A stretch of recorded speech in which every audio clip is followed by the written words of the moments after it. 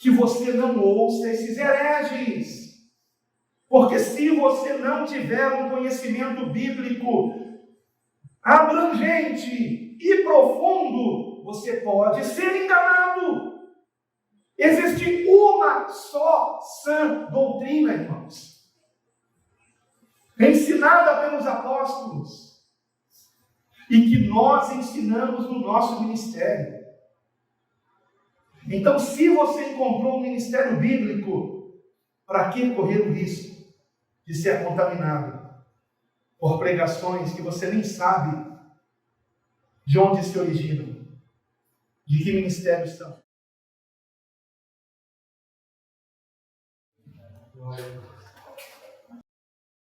Graças a Deus.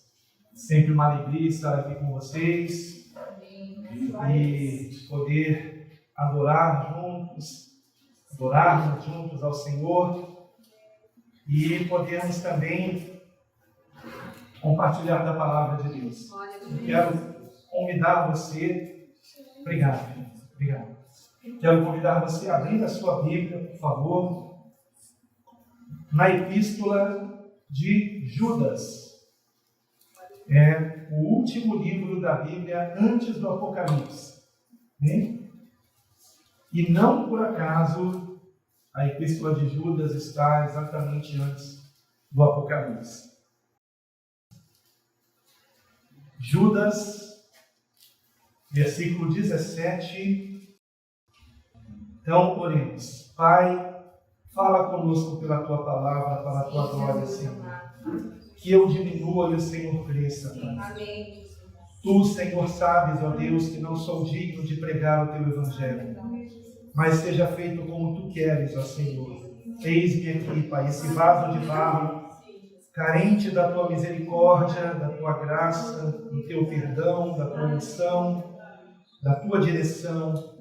Ó Senhor, usa-me conforme for a Tua vontade, Pai.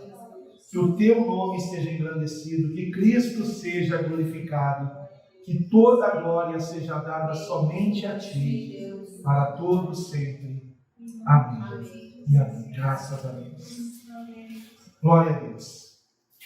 Epístola de Judas, que só tem um capítulo, versículo 17. Judas, versículo 17, que nos diz assim: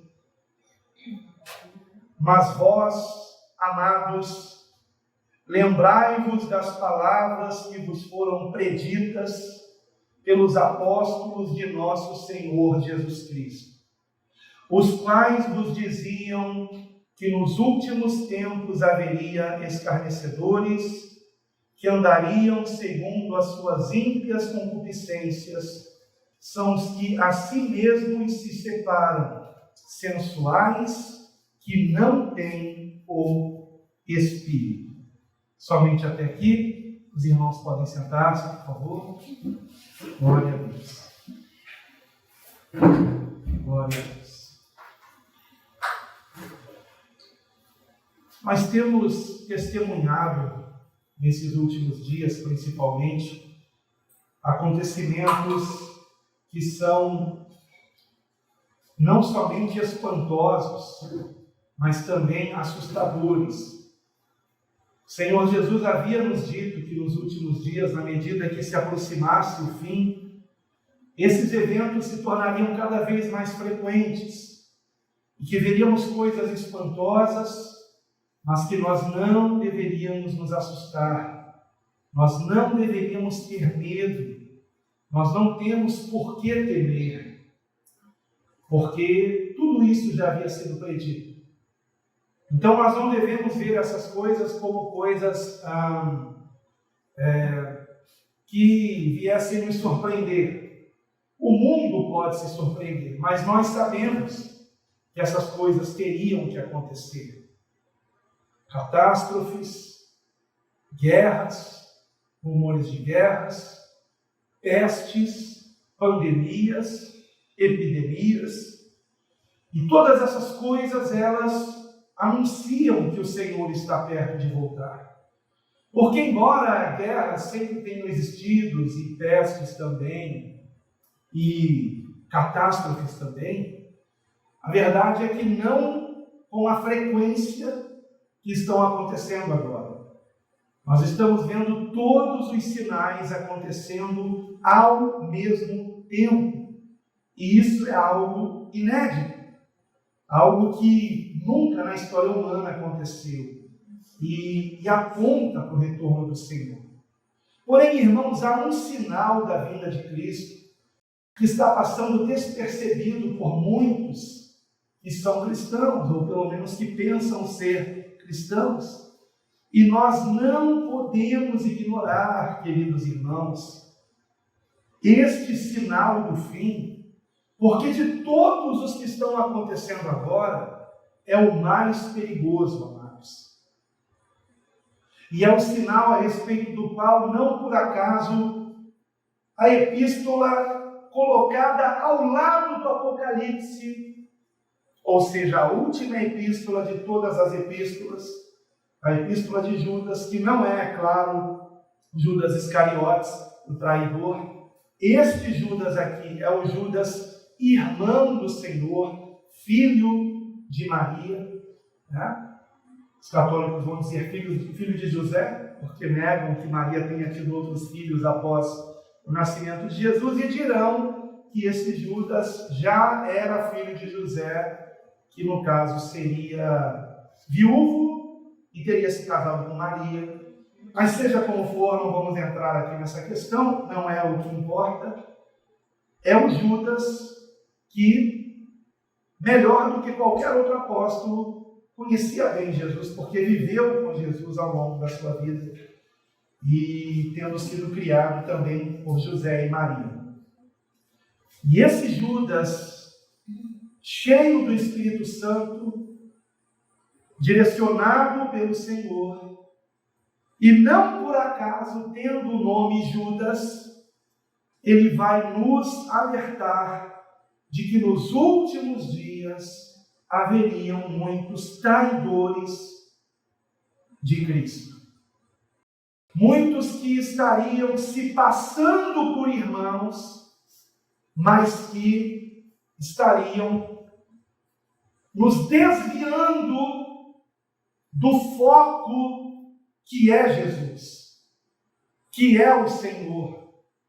Estariam distorcendo o verdadeiro Evangelho. É interessante que Judas, ao escrever essa epístola, ele queria escrever uma epístola falando acerca da salvação que nos é comum em Cristo. Vejam como ele inicia a epístola, irmãos. Vejam comigo aqui, por favor. Judas, versículos 1, 2 e 3, aonde assim ele começa a sua epístola. E nós vamos hoje ler toda a epístola, amém? Se você nunca leu uma epístola completa, hoje você lerá. Judas, versículos 1, 2 e 3. Judas, servo de Jesus Cristo e irmão de Tiago. Vejam a humildade desse homem.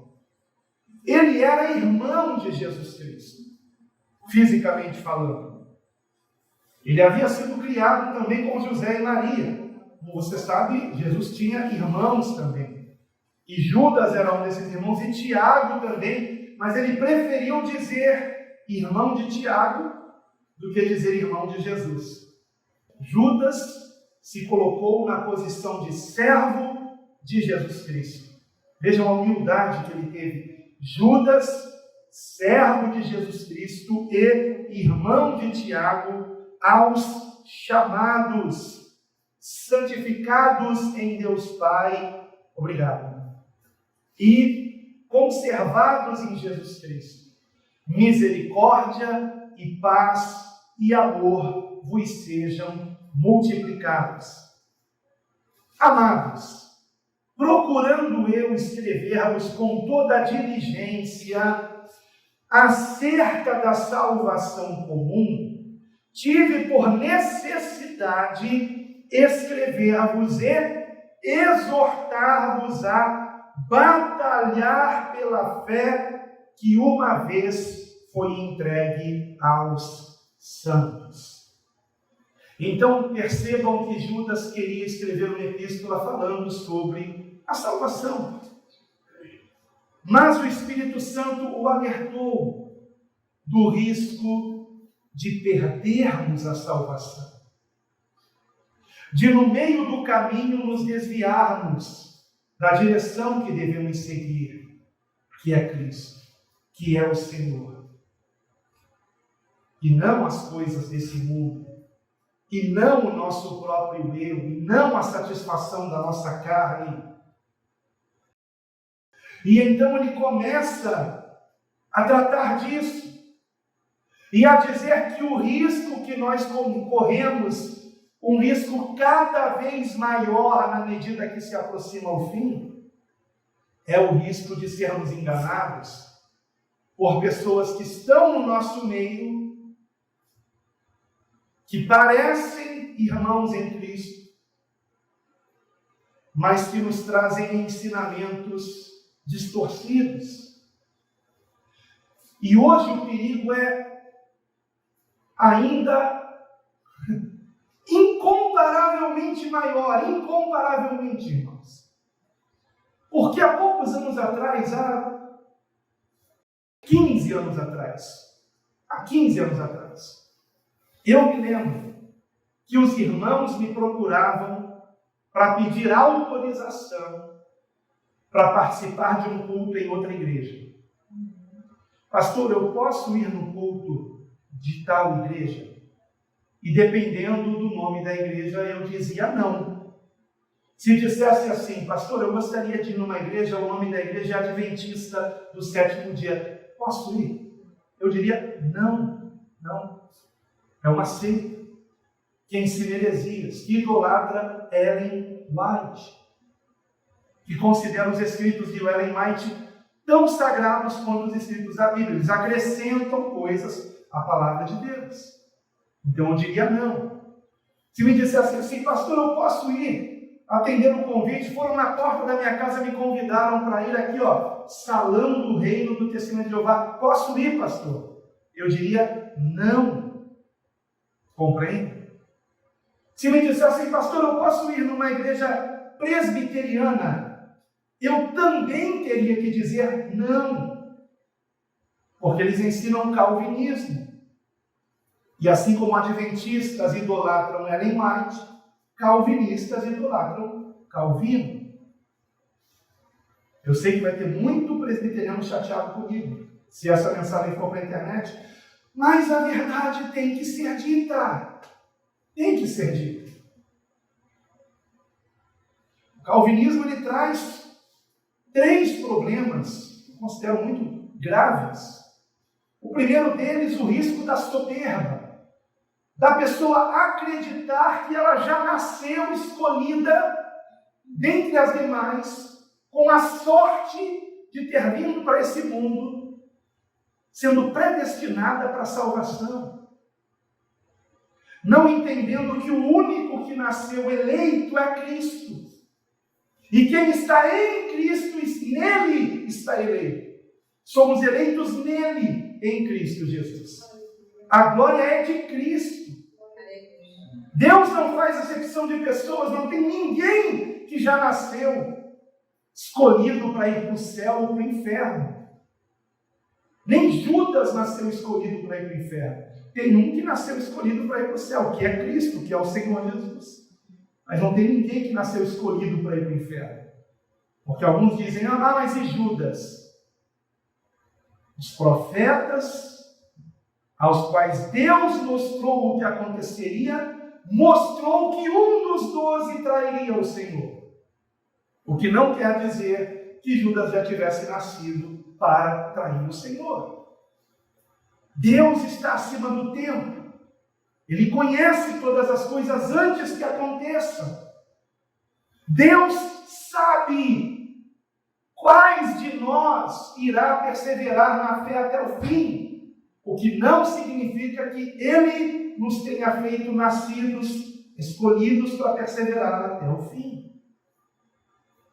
Então, essa soberba de se achar salvo é um problema, porque aí essas pessoas, elas acabam se achando. Há uma arrogância em muitos desses, que nota-se, que se percebe, infelizmente, Digo com pesar, porque isso acaba acontecendo. Prejudica o evangelismo. Porque, ora, se todas as pessoas já nasceram pré-determinadas ou para ir para o céu ou para ir para o inferno, então evangelizar para quê? Prejudica o evangelismo. Então, nós temos que tomar muito cuidado.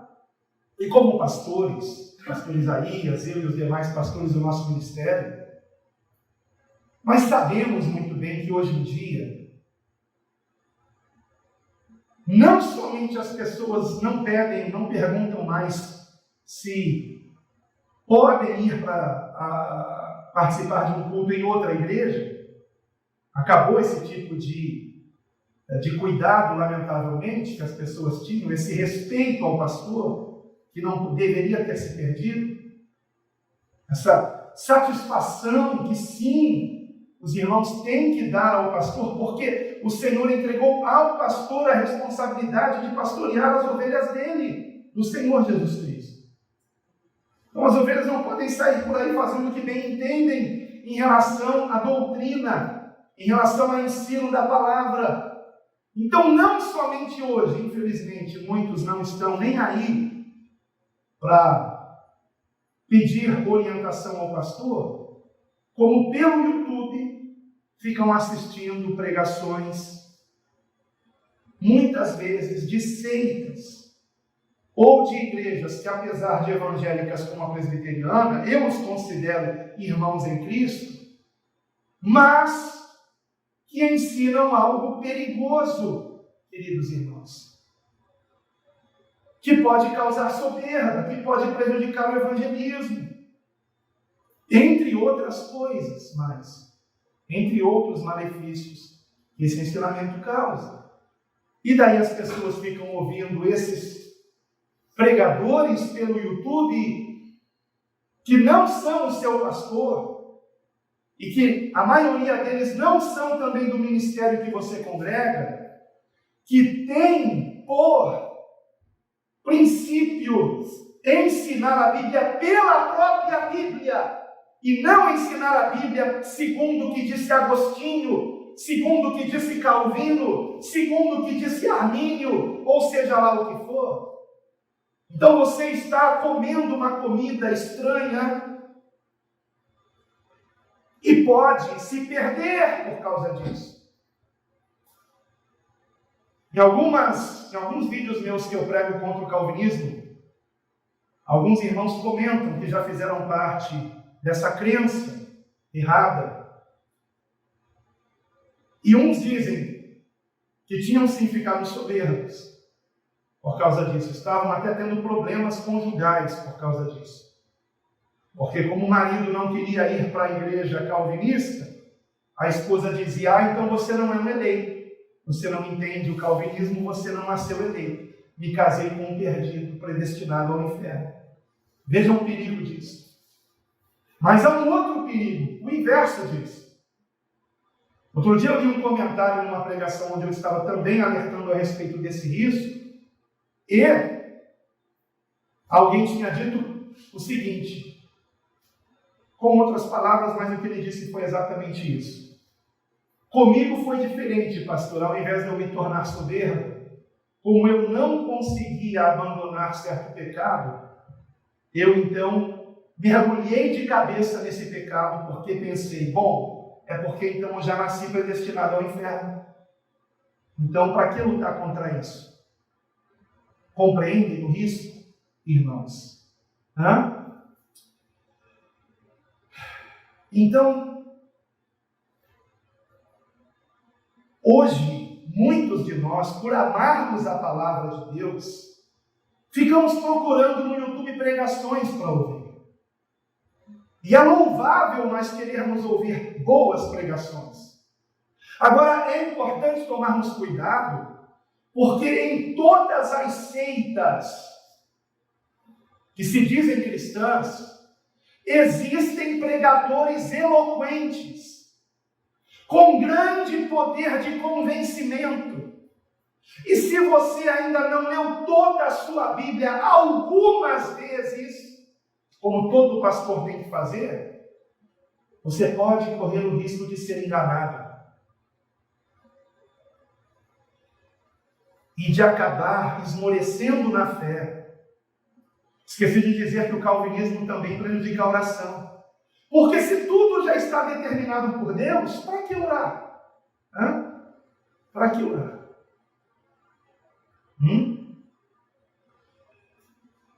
Me perdoe os presbiterianos, não é nada pessoal.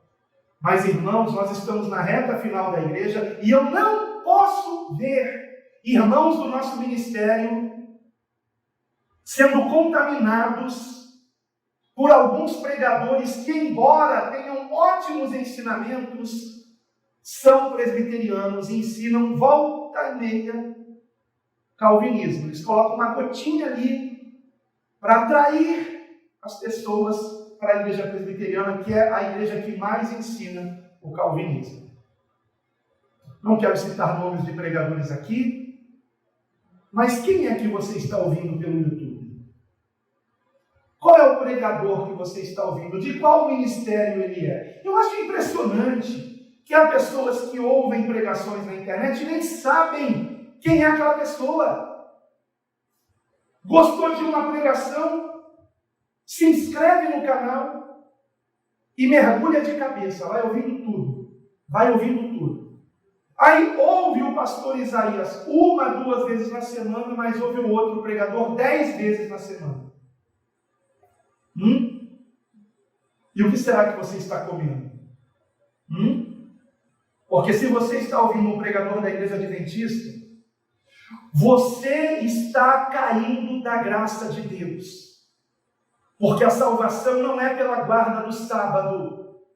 O nosso sábado é Cristo. O nosso sabá é Cristo. O sabá é descanso. Ele é o nosso descanso. Quem está em Cristo não é mais desse mundo, não é regido pelo nascer e pôr do sol, porque agora o nosso sol é Cristo, o sol da justiça. Então cuidado para não ser enganado, porque em Atos 15 está dito que não é pela guarda da lei de Moisés que somos salvos pela graça de Deus por meio da fé. E notem que interessante, Judas começa falando justamente da graça e da fé. Versículo 4 em diante. Agora ele vai explicar por que ele decidiu escrever sobre isso. Esse alerta, essa epístola é um alerta para o tempo do fim, para os nossos dias, irmãos. Versículo 4. Porque se introduziram furtivamente alguns, e aí vamos dar uma pausa rapidinho aqui. Eles estão se introduzindo na sua casa, por meio do YouTube, por meio das pregações que você assiste. E aí talvez alguns digam, pastor, mas, por exemplo, né? Pastor, eu gosto de ouvir as suas pregações, mas o Senhor demora tanto a colocar pregação no YouTube. Tem mais de 200 pregações minhas no YouTube. E a palavra de Deus é a mesma. Então, que diferença faz você ouvir uma pregação que foi gravada hoje ou ontem, ou uma pregação de 5 anos atrás? A palavra de Deus, ela está sempre atualizada. Se renova a cada manhã. Então, vamos lá. Versículo 4. Porque se introduziram furtivamente alguns, os quais já antes estavam escritos para este mesmo juízo. Homens ímpios, que convertem em dissolução a graça. Então vejam bem, a graça. O que eles fazem com a graça? Distorcem a graça. Qual é o ensinamento de muitos pregadores hoje na internet? Que a graça seria a permissão de Deus.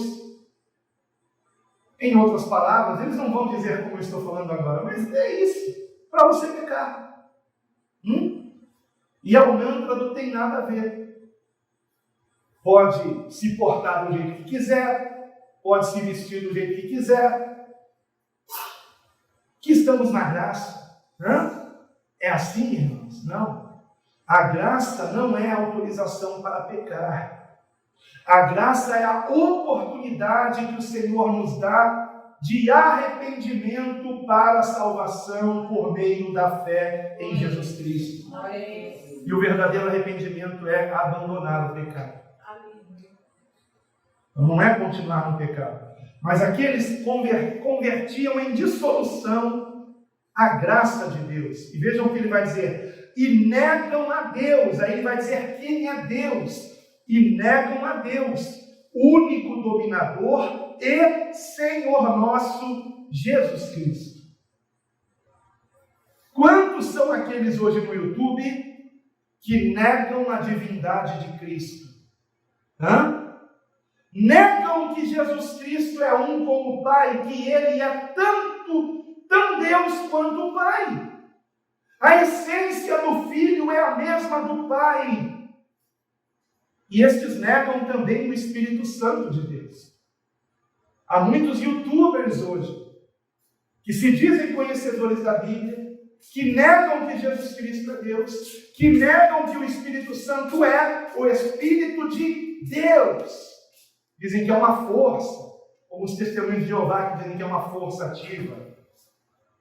Que você não ouça esses hereges. Porque se você não tiver um conhecimento bíblico abrangente e profundo, você pode ser enganado.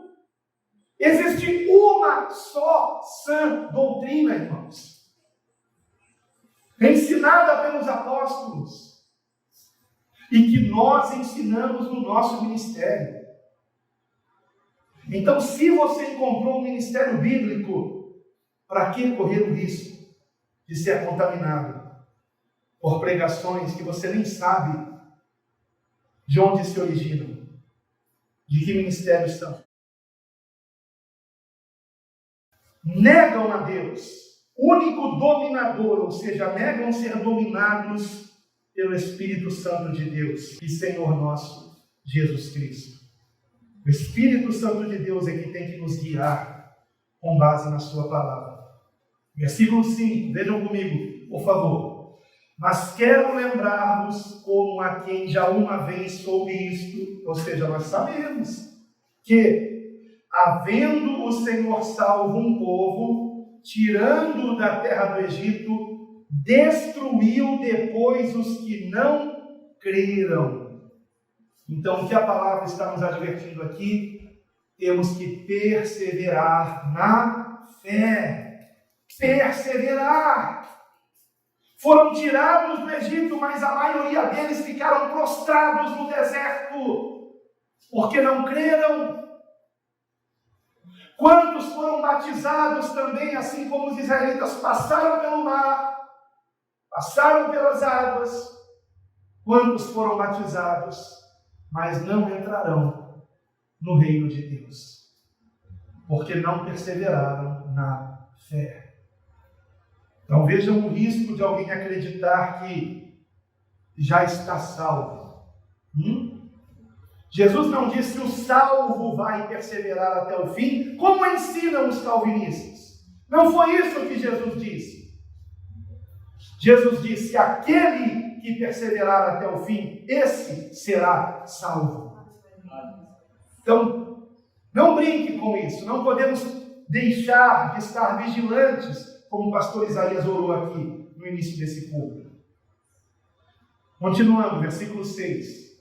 E aos anjos, vejam, até os anjos, e aos anjos que não guardaram o seu principado, mas deixaram a sua própria habitação, reservou na escuridão e em prisões eternas até ao juízo daquele grande dia. Aqui ele está nos advertindo que haverá um dia de juízo a todos nós, até para os anjos. Versículo 7. Assim como Sodoma e Gomorra e as cidades circunvizinhas que, havendo-se entregue à fornicação, como aqueles e ido após outra carne, foram postas, por exemplo, sofrendo a pena do fogo eterno. Aqui estamos sendo alertados de que, após o dia do juízo, haverá condenação eterna para aqueles que não permaneceram na fé até o fim. Que não permaneceram em Cristo até o fim. Versículo 8.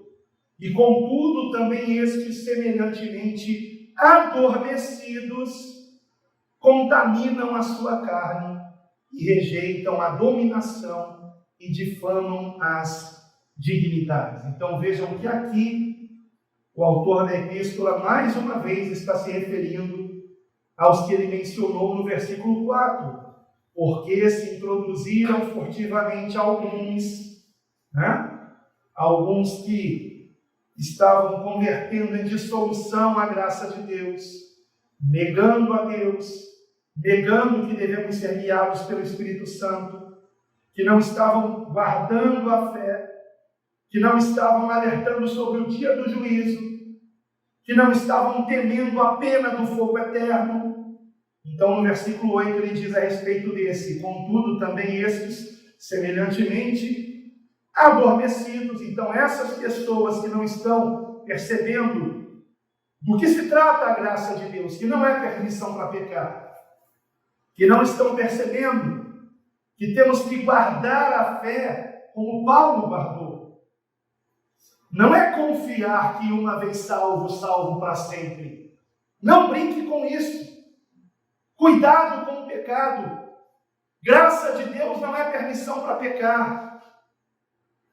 E a fé tem que ser guardada até o fim. Por isso, na última epístola que Paulo escreveu, a segunda epístola a Timóteo, esta foi a última epístola, segundo os estudiosos da vida de Paulo, que ele escreveu do cárcere, sabendo que ele seria condenado, porque o Senhor já lhe tinha revelado isso. Ele escreveu: combati o bom combate, completei a carreira, guardei a fé. É isso que temos que guardar, a fé. E a fé, a verdadeira fé, nos chama ao arrependimento e a um compromisso com Cristo e a completa confiança nele, no seu sangue vertido na cruz, para a remissão dos nossos pecados, para a purificação de toda iniquidade, para que as nossas vestes estejam embranquecidas e possamos fazer parte das bodas do Cordeiro. Aleluia! Louvado seja o Senhor. E ele prossegue dizendo: e contudo também esses semelhantemente adormecidos. Vejam que interessante. A palavra diz que nos últimos dias muitos estariam adormecidos. Vejam como esse alerta é para o tempo do fim. Você conhece a parábola das 10 virgens? Todas adormeceram. E quando se ouviu o grito: eis o noivo, as que não tinham azeite na lâmpada não puderam entrar para as bodas. E houve uma segunda chance para as 5 que ficaram do lado de fora, irmãos? Houve uma segunda chance? As 5 que ficaram do lado de fora bateram na porta e tiveram alguma segunda chance? Não. Então, cuidado também com essa história de que Deus deixaria alguns para trás. Deus não deixa ninguém para trás, irmãos. Depois da sua vinda, do arrebatamento, quem ficar para trás fica para juízo, para a ira de Deus. Nós não somos destinados à ira. Não podemos confundir ira de Deus com grande tribulação. Grande tribulação que já se avizinha, é a perseguição contra nós, fiéis a Cristo, no tempo do fim, que se dará em toda a terra. E não adianta querer fugir para o meio do mato, porque estará em toda parte. O nosso refúgio é Cristo. E se nós morrermos por amor a Cristo, louvado e engrandecido seja o Senhor, por nos ter dado a oportunidade de partirmos deste mundo, não por termos sido atropelados ou escorregado numa casca de banana e batido a cabeça e morrido, mas por termos partido por amar o Senhor. Grande é o galardão daqueles que partem desse mundo dessa forma, porque nós não somos desse mundo, irmãos. Que o Senhor nos conceda essa oportunidade para a sua glória e que nós não venhamos negar o Senhor quando esse momento chegar, que se aproxima, irmãos. Versículo 9. Mas o arcanjo, não terminei 8, perdão. E contudo também esses semelhantemente adormecidos contaminam a sua carne e rejeitam a dominação, ou seja, rejeitam o Espírito Santo e difamam as dignidades. Mas o arcanjo Miguel, quando contendia com o diabo e disputava a respeito do corpo de Moisés, não ousou pronunciar juízo de maldição contra ele, mas disse: o Senhor te repreenda. Estes, porém, dizem mal do que não sabem, e naquilo que naturalmente conhecem, como animais irracionais se corrompem. Ai deles, porque entraram pelo caminho de Caim e foram levados pelo engano do prêmio de Balaão e pereceram na contradição de Coré. Interessante o Espírito Santo, através de Judas, mencionar esses três personagens no Antigo Testamento que se perderam. Caim, por causa da inveja de seu irmão Abel, o matou. Balaão, por amar o dinheiro, por ganância, ele veio lançar maldições contra Israel, ou tentar lançar maldições e depois ensinar como que poderia Israel ser amaldiçoado aos inimigos de Israel. E Coré foi o que se rebelou junto com Datã e Abirão e outros mais contra Moisés. E vocês sabem o que aconteceu com aqueles que se rebelaram contra aquele que foi chamado pelo Senhor Moisés. Eles foram engolidos vivos, a terra se abriu e foram direto para o inferno. Inveja, ganância, rebelião. Aqui está em um único versículo 3 características de falsos irmãos. Irmãos que não abandonaram a inveja, que quando alguém se alegra por uma bênção, ao invés de se alegrar com ele, fica aborrecido. Cuidado, se você não se alegra com as bênçãos do seu irmão, você está sendo como Caim. Caim deveria ter se alegrado porque a oferta de Abel foi recebida pelo Senhor. Ele deveria ter tido o seguinte sentimento: a minha oferta não foi recebida, mas que bom que a do meu irmão foi. Eu vou perguntar a Deus por que a minha não foi, e farei melhor da próxima vez. Mas não foi isso que Caim fez. Ele preferiu matar o seu irmão. E a palavra diz que aquele que odeia seu irmão é homicida. Porque já matou essa pessoa no seu coração. Ganância. Será que buscamos a Deus por interesse? Porque Balaão buscava a Deus por interesse. Buscava a Deus por interesse. E rebelião. Olha, irmãos, francamente, desculpe, eu preciso dizer isso. Irmãos que vão participar de um culto em outra igreja, sem primeiro pedir permissão ao pastor, estão em rebelião.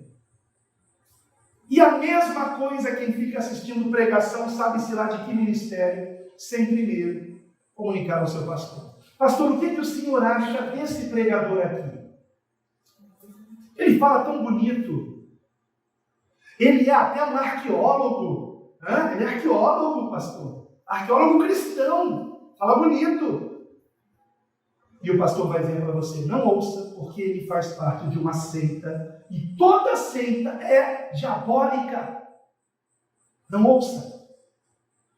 E esse outro aqui? Olha que barba bonita ele tem. Cabelos brancos. Olha, ele tem uma pose. Fala bonito. Olha, ele tem uma postura assim, muito respeitável. E aí o pastor vai dizer: não ouça, porque ele é calvinista militante e vai te levar para o erro. Daqui a pouco você está cheio de minhoca na cabeça, vai começar a orar menos, não vai ver mais motivo para evangelizar, e o pior, vai se achar o eleito. O eleito, eu sou o eleito, o único eleito, a pedra preciosa e eleita é Cristo, como está escrito em 1 Pedro capítulo 2. A Deus toda a glória, irmãos. Ninguém nasceu especial a não ser Cristo, conhecido desde antes da fundação do mundo e eleito por Deus para a nossa salvação. Quem está em Cristo participa da sua eleição. Por isso que sempre, como John Wesley havia percebido, eleito está no plural na Bíblia. Eleitos. A igreja é eleita. A igreja. Se nós estamos na igreja, que é o corpo de Cristo, estamos eleitos por estarmos em Cristo. E a única vez que eleito, no masculino e no singular, aparece em Romanos 16, falando sobre Rufo, eleito, mas eleito no Senhor. Eleito no Senhor. E eleita no feminino, vai aparecer no singular e no feminino, em 2 João, se referindo à igreja, a qual João, na segunda epístola, a menciona como senhora eleita. Mas não existe ninguém que tenha nascido com a sorte de, poxa, eu já nasci salvo, que maravilha, hein?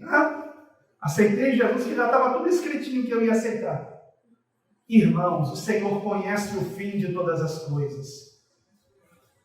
Então Ele sabe quem dentre nós irá perseverar até o fim e não irá. Mas Deus seria muito injusto por condenar alguém que não perseverou até o fim, mas que já tinha nascido sem qualquer possibilidade de salvação, como o calvinismo ensina. Porque, em última análise, o calvinismo ensina que há pessoas que nascem sem qualquer possibilidade de salvação, porque já não nasceram eleitas, se esquecendo de que o Senhor sabe o fim, porque Ele está acima da sua criação. Ele é Deus. E Deus sabe de tudo. Ele sabe o fim da minha história. Eu não sei, mas o Senhor sabe. Eu tenho que viver o agora. Só existe o agora. O tempo que se chama hoje. E nesse tempo que se chama hoje, eu tenho que estar em Cristo todo o tempo, todo o tempo. E eu sei que se o Senhor voltar agora, como eu estou arrependido sinceramente dos meus pecados e depositando a minha fé nele, eu sei que agora eu estou salvo. Mas e no meu amanhã? Amanhã eu não sei. Mas o que é o para sempre, irmãos? Ah, pastor, uma vez salvo, salvo para sempre? Eu respondo com a seguinte pergunta e resposta acrescida. O que é o para sempre? Senão um eterno agora. Só existe o agora. Só existe o agora. Então o que importa é que no agora, no tempo que se chama hoje, eu esteja vigilante, orando no Espírito, eu esteja em Cristo. E assim eu sei que se Ele voltar agora, eu estou nele. Então, eu tenho certeza da minha salvação? Sim, eu tenho certeza em Cristo, porque nele eu estou agora. Só tem certeza que amanhã o Senhor estará salvo? Se no agora que vai acontecer amanhã eu continuar em Cristo, sim. A predestinação nada mais é que o destino no final de um caminho. O que é predestinação? É o destino estar já conhecido. Quem é o caminho? Jesus. Quem está em Cristo, que é o caminho, está predestinado à vida eterna. Aleluia. Essa é a predestinação. Quem está em Cristo. Prosseguindo, irmãos, versículo 12. Estes são manchas em vossas festas de amor, banqueteando-se convosco. Amados, essas festas de amor, chamadas de ágapes, eram as reuniões onde se realizava a ceia do Senhor. Por isso eram chamadas de ágapes. A ágape é a palavra grega para amor, amor perfeito, amor de Deus. E esses falsos crentes estavam tomando ceia. E mais, alguns deles eram pastores. Porque quando a palavra diz apacentando-se a si mesmos, eles estavam pastoreando, mas não pastoreavam o rebanho de Deus. Eles pastoreavam a si mesmos apenas. Eles não estavam preocupados com a salvação dos outros. Eles estavam só preocupados em tirar dinheiro dos outros. E não com a salvação dos outros. Irmãos. E por que eles agiam assim? O texto diz, apacentando a si mesmos sem temor. Eles não tinham temor do Senhor, que temos que ter. São nuvens sem água, levadas pelos ventos de uma para outra parte. São como árvores murchas, infrutíferas, 2 vezes mortas, desarraigadas. Irmãos, nós nos convertemos para que venhamos dar fruto para Deus. Que fruto nós temos dado, irmãos? Temos sido diferentes desse mundo? Temos pagado o mal com o bem? Temos perdoado a quem nos ofende? Temos orado pelos que nos perseguem para que se convertam? Que fruto nós temos dado? Temos feito bem ao nosso semelhante ou temos ignorado a dor do próximo? Cuidado, porque os falsos crentes são infrutíferos. Versículo 13. Ondas impetuosas do mar, que espumam as suas mesmas abominações, estrelas errantes, para os quais está eternamente reservada a negrura das trevas. Misericórdia, ó Senhor, que esse alerta nos desperte, Senhor. Ajuda-nos, Pai, a não pecarmos contra Ti, Senhor. Ajuda-nos a não adormecermos, Pai. Que essa palavra nos acorde para a Tua glória, Pai. Versículo 14. E destes profetizou também Enoque, o 7º depois de Adão, dizendo: eis que é vindo o Senhor com milhares de seus santos para fazer juízo contra todos e condenar dentre eles todos os ímpios por todas as suas obras de impiedade que impiamente cometeram e por todas as duras palavras que ímpios pecadores disseram contra ele. Estes são murmuradores, queixosos da sua sorte, andando segundo as suas concupiscências, e cuja boca diz coisas muito arrogantes, admirando as pessoas por causa do interesse. Mais características de falsos irmãos: são murmuradores, queixosos, andam segundo a carne, abrem a boca para falar coisas arrogantes, e quando elogiam alguém é por puro interesse. Porque eles não se alegram com os que se alegram. Eles os invejam, irmãos. E agora vem os conselhos para nós que amamos o Senhor. Começando com este, versículo 17. Mas vós, amados, lembrai-vos das palavras que vos foram preditas pelos apóstolos de nosso Senhor Jesus Cristo. Como nós devemos estar alertas em relação a esse tempo, irmãos? Nos lembrando dos ensinamentos dos apóstolos. Os apóstolos foram aqueles que o Senhor Jesus escolheu para que aplicassem os seus ensinamentos no contexto da nova aliança, no contexto da igreja do Senhor. Todos os ensinamentos da palavra de Deus precisam passar pela... Eu não gostaria de usar o termo peneira, existe uma outra palavra melhor. pela análise, não, é uma outra palavra melhor que essa, mas você está entendendo o que eu quero dizer? Todos precisam passar por essa análise, digamos assim, da nova aliança que é em Cristo, que os apóstolos ensinaram. Porque senão alguém lê lá no Antigo Testamento sobre a guarda do sábado, mas ele não leu um certo versículo que diz que aquilo era um concerto entre Deus e Israel, especificamente, aquele povo. E aí ele lê sobre o sábado, mas o sábado está nos 10 mandamentos.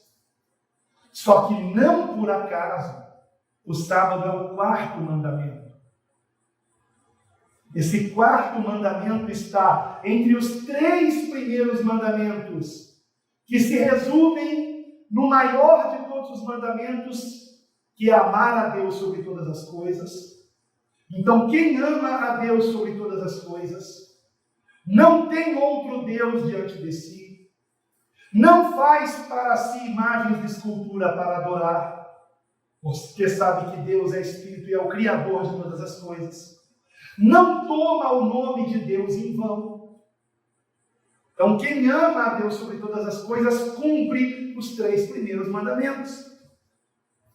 E aí vem o 4º mandamento, que é a guarda do sábado, que aponta para Jesus, que é o nosso sabá, o nosso descanso. Por isso Jesus disse: vinde a mim todos que estáis cansados e oprimidos, e eu vos aliviarei. Ele é o nosso descanso, ele é o nosso alívio, representado no sábado, representado no 7º dia. E os 6 últimos mandamentos, depois do 4º mandamento, resumem o 2º maior mandamento que Jesus disse que é semelhante ao primeiro: amarás o teu próximo como a ti mesmo. Porque quem ama o próximo vai honrar o seu pai e a sua mãe, que são as primeiras pessoas próximas dele, não é verdade? A primeira pessoa próxima de mim, quando eu vim a esse mundo, são os meus pais. Quem ama o próximo ama seu pai e ama sua mãe, vai honrar. Isso é o 5º mandamento: honrarás o teu pai e a tua mãe. Ele dá promessa para esse mandamento. É o primeiro mandamento com promessa. Quem ama o seu próximo não será um homicida, não matarás. Quem ama o próximo não tira a vida do próximo. Quem ama o próximo não vai adulterar. Porque a pessoa hoje mais próxima de mim é a minha esposa.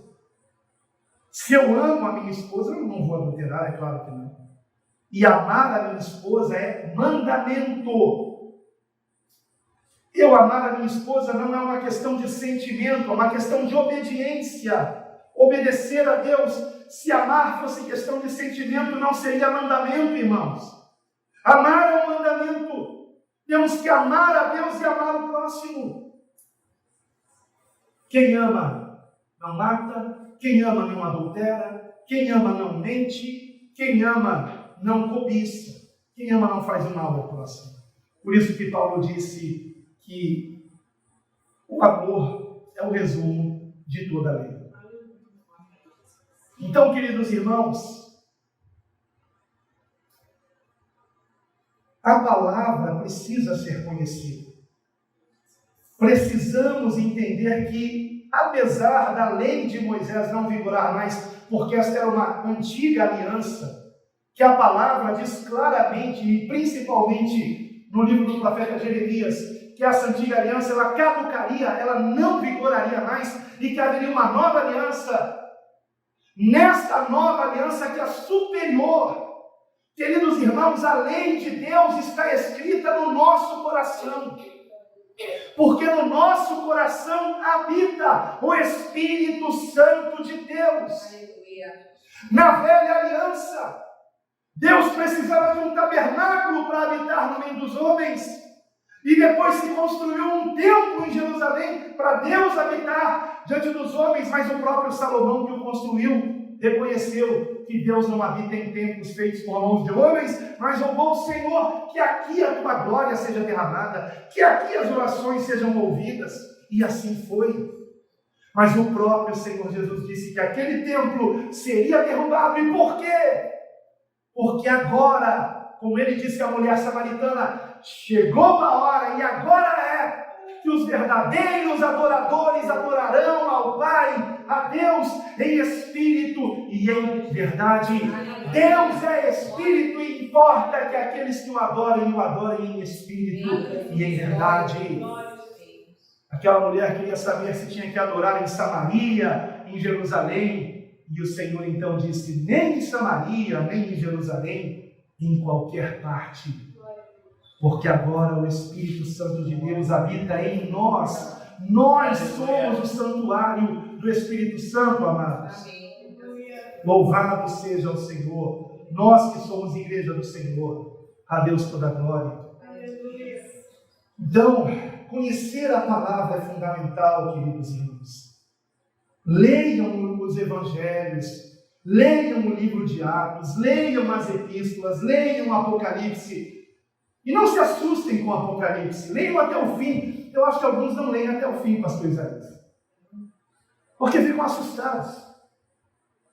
Leiam o fim do Apocalipse. O Senhor vence. A vitória é do povo de Deus. E estaremos para sempre com o Senhor, onde não haverá mais dor, não haverá mais morte, não haverá mais pranto. O Senhor enxugará dos nossos olhos toda lágrima. E nós estaremos para sempre com o Senhor. Em novos céus e nova terra, onde habitam a justiça para sempre. Aleluia! Isso é maravilhoso. Não tema. Não tenha medo das coisas que estão acontecendo. Agora sim, tenha medo de você ser enganado por um herege. Tenha medo de você ouvir uma pregação que coloque dúvida ao invés de fortalecer a sua fé.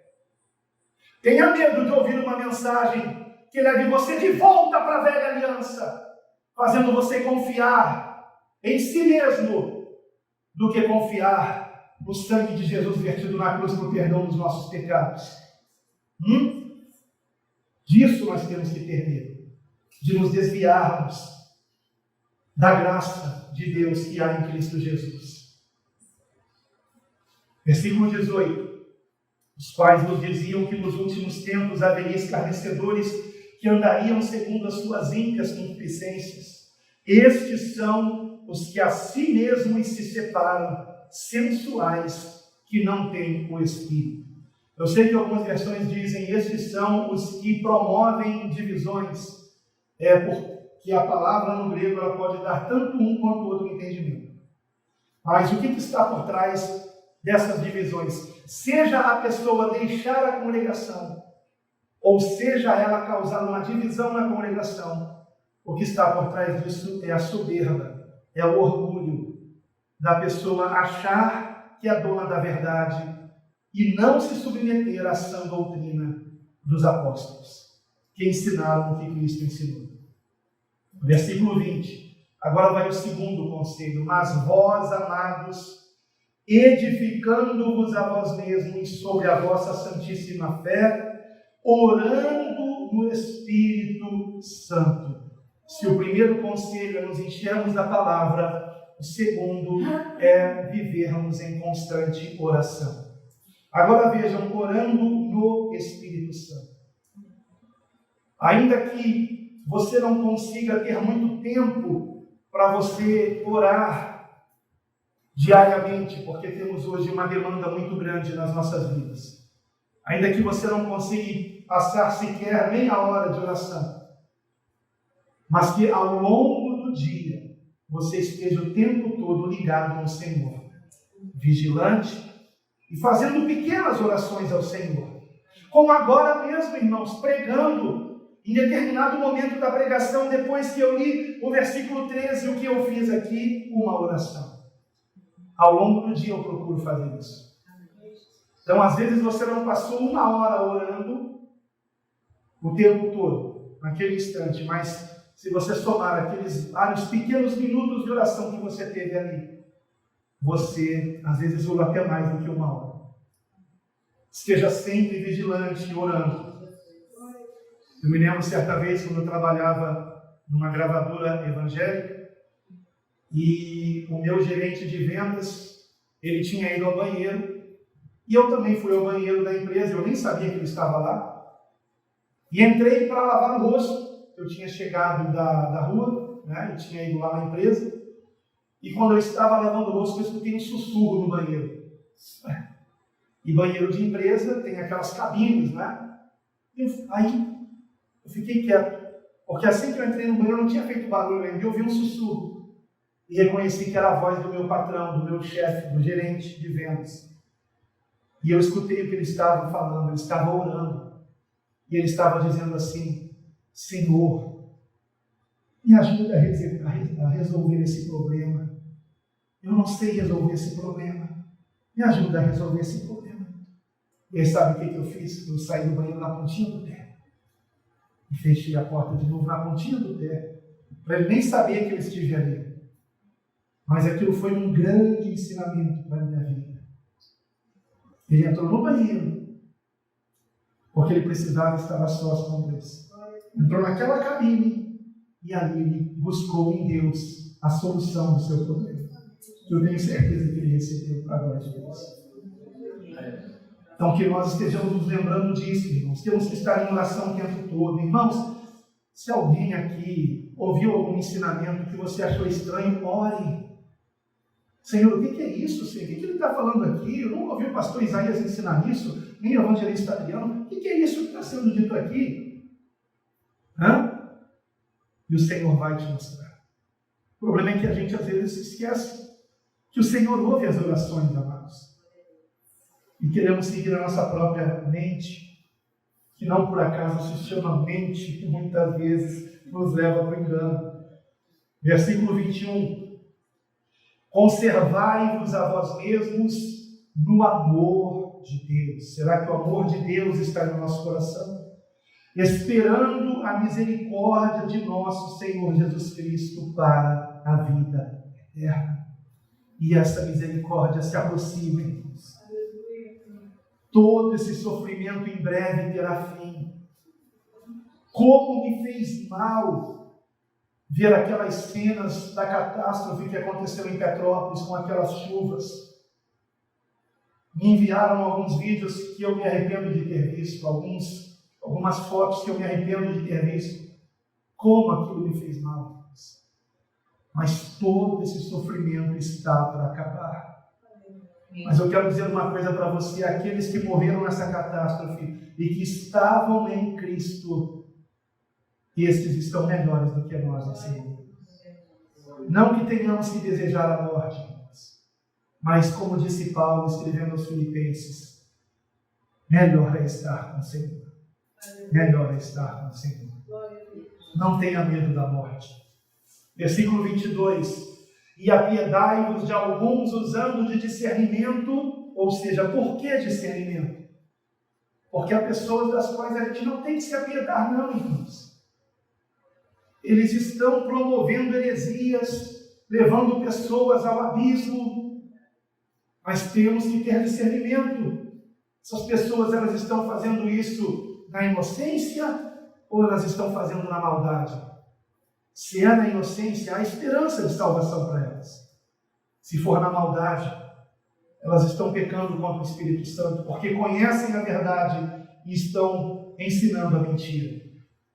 Versículo 23, e salvai alguns com temor, arrebatando-os do fogo, odiando até a túnica manchada da carne. Ou seja, temos que odiar o pecado. Odiar o pecado. E muitas vezes nos esquecemos disso, irmãos. Nós não podemos ver o pecado como se fosse algo que não tivéssemos que nos revoltar contra. E amados, como é que a gente assiste um filme que não é cristão, que não é evangélico, e que nesse filme tem sensualidade, tem promiscuidade, tem gotinhas de coisas que levam à carnalidade. E alguém que diz que é de Jesus fica sentado vendo essas coisas. Se a palavra diz que a gente tem que odiar até a roupa manchada pela carne, pelo pecado. Quanto mais essas coisas criadas para levar as pessoas para longe de Cristo, para que elas fiquem pensando o tempo todo em sexo. É por isso que em todos os filmes tem sensualidade. Tem alguma coisa ali para despertar para a sexualidade. Quando você menos espera, aparece uma mulher seminua. Quando menos espera, aquele casal, sem se casar, já estão lá, na cama. Em todos os filmes acontece isso. Para não falar das novelas. Teve uma personagem de novela, não sei de qual novela, eu ouvi alguém comentar, que aquela personagem ela teve relação sexual com todos os homens da novela. E isso tem crente que fica assistindo. Quem são esses, irmãos? São aqueles a respeito do qual está dito no versículo 13. São aqueles para os quais está eternamente reservada a negrura das trevas, se não se arrependerem a tempo. Mas eu tenho uma ótima notícia para você. Trago uma boa nova. Se você está ouvindo essa mensagem, é porque o Senhor te dá mais uma chance. Hoje, agora, de arrependimento. De arrependimento, não brinque com a tua alma. Não brinque. Todos nós temos que nos lembrar disso, a começar por mim, irmãos. Vocês não estão vendo as coisas que estão acontecendo no mundo. Estamos às vésperas da Terceira Guerra Mundial, que será o grito da meia-noite. E quem não estiver cheio do Espírito Santo não terá mais tempo, porque acabou o tempo da graça. O tempo da graça está acabando.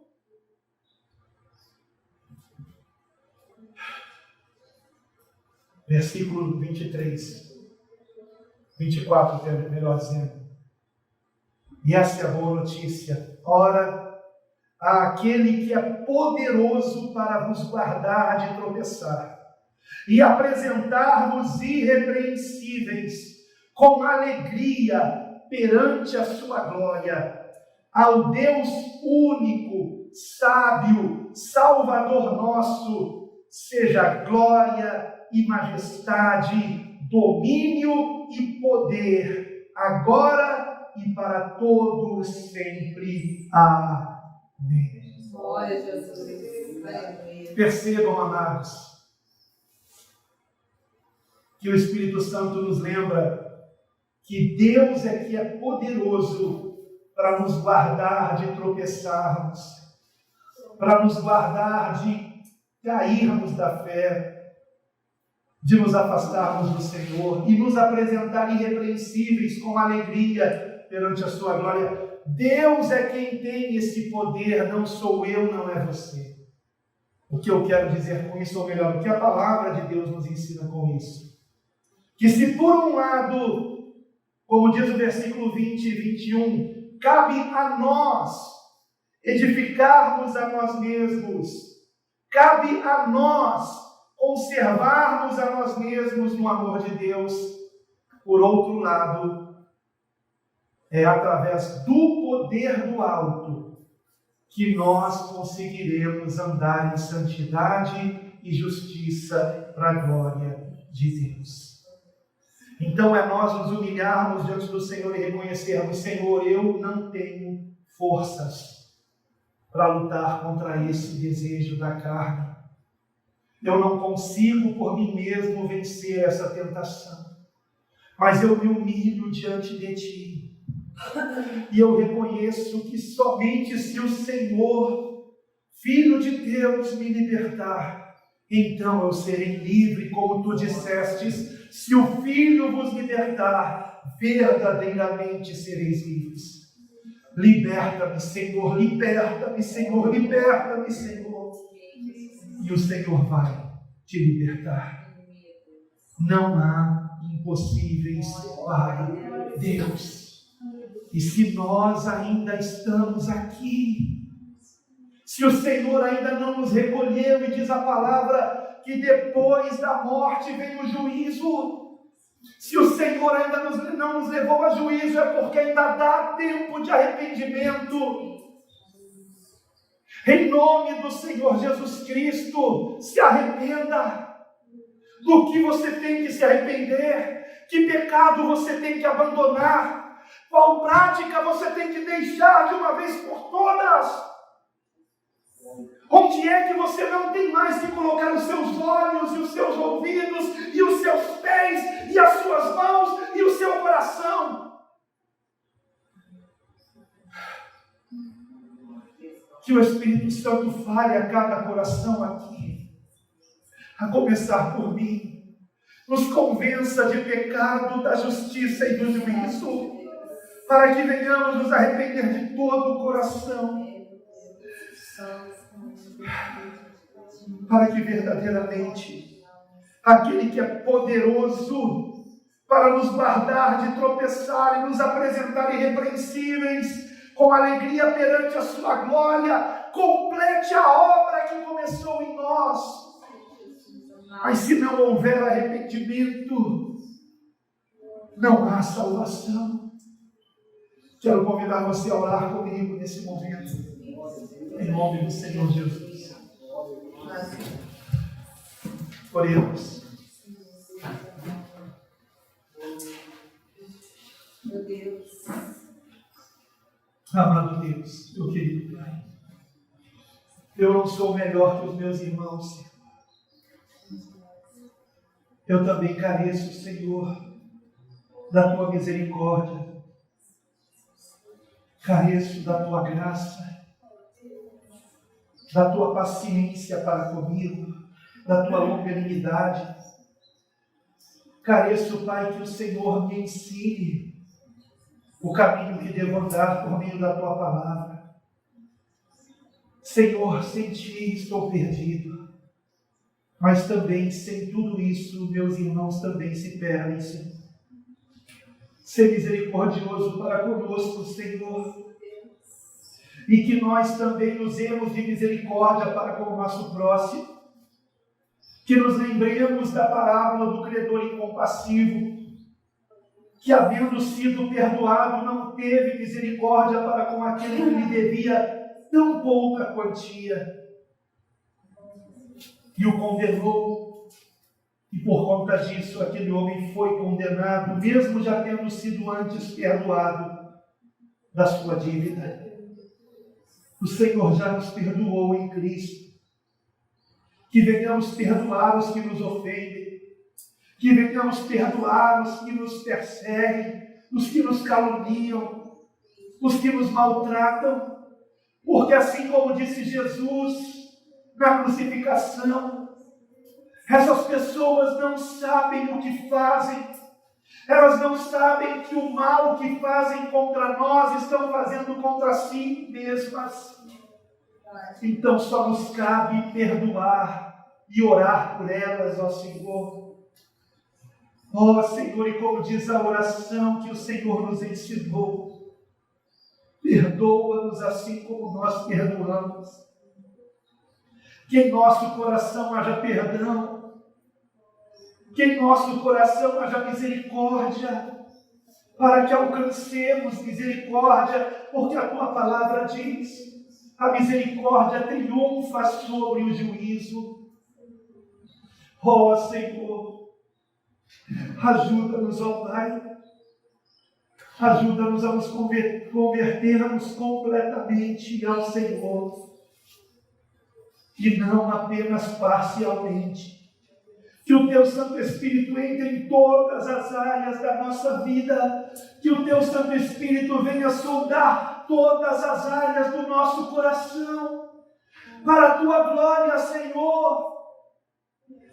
Sonda o nosso coração, e onde houver um caminho mau, guia-nos pelo caminho eterno, para a Tua glória, Senhor. Perdoa-nos, Senhor. Por favor, Senhor, Leva-nos ao arrependimento genuíno, sincero, e livra-nos de toda opressão demoníaca. Livra-nos de todos os demônios que querem nos arrastar para o inferno. Livra-nos de todos os demônios que querem nos arrastar para qualquer pecado que nos afaste de Ti, Senhor. Ó Senhor, afasta de nós os demônios, afasta de nós o tentador. Senhor, envia anjos com espada desembanhada para nos livrar de todo tentador, para nos livrar de todo mal, em nome do Senhor Jesus. Assim eu clamo a Ti, Senhor. Fica conosco, que o Teu Santo Espírito habite em nós e o maligno não nos toque, em nome do Senhor Jesus. Preserva-nos, ó Pai, em Cristo Jesus, no Teu grande amor. Ajuda-nos a não tropeçar, para que estejamos com vestes brancas, lavadas no sangue do Cordeiro, para a Tua glória, Senhor. Assim nós te rogamos, porque queremos estar contigo eternamente. Em nome do Senhor Jesus oramos e te agradecemos, Pai. Amém. Amém. Graças a Deus.